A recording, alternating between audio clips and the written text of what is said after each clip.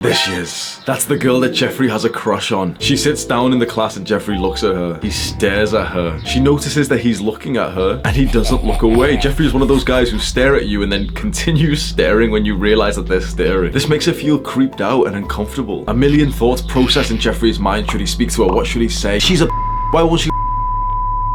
So what do you think happens next? Do you think Jeffrey gets the girl? Of course not. But what about Adonis?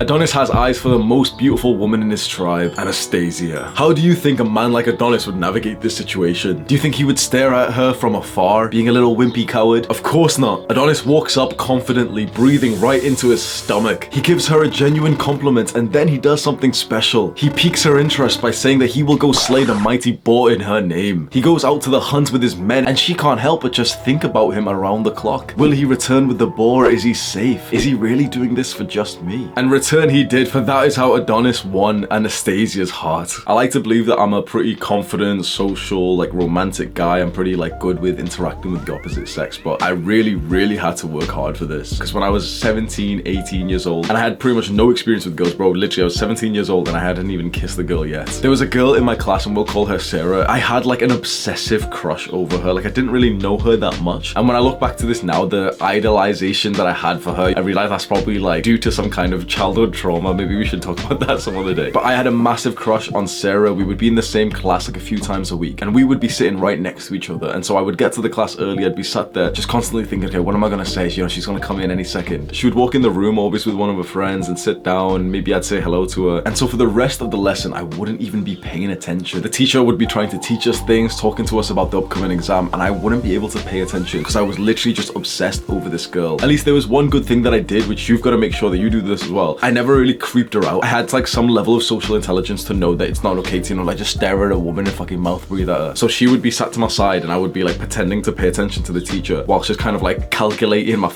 moves of what I could say to her. Weeks go by, months go by, and I never expressed these feelings. So I'm distracted in every lesson that we're together, just constantly thinking about this. And outside of these lessons, when I'd be back home, I had quite an obsessive crush over this girl. Bro, I would literally cuddle my pillow at nighttime thinking about. As a young man, you really do crave a huge sense of intimacy. It wasn't just entirely about lust. So here she is in my mind as the most important woman that, I'm constantly thinking about. I'm literally visualizing our lives together. Hopefully, thinking that she feels the same way, which you answer for me. Do you think she felt the same way about me when I never even showed her my intentions? And then one random day, the worst thing that could have happened. I'm scrolling down Facebook and I see a post from her and it just says that Sarah is in a relationship with.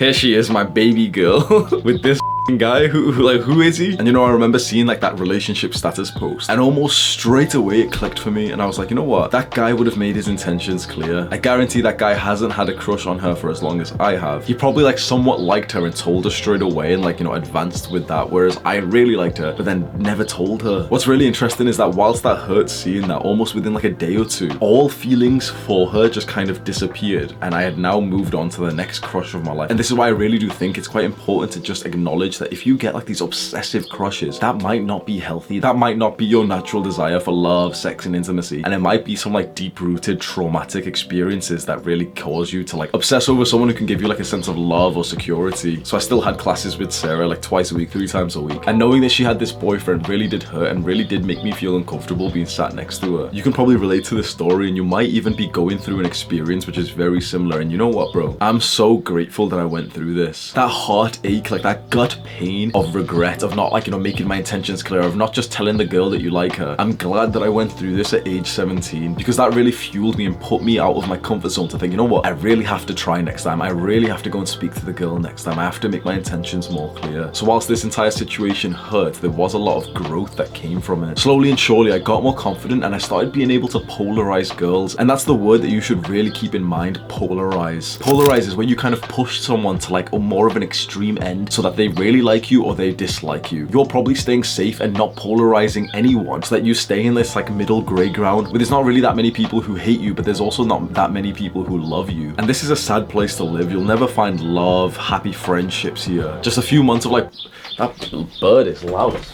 oh god.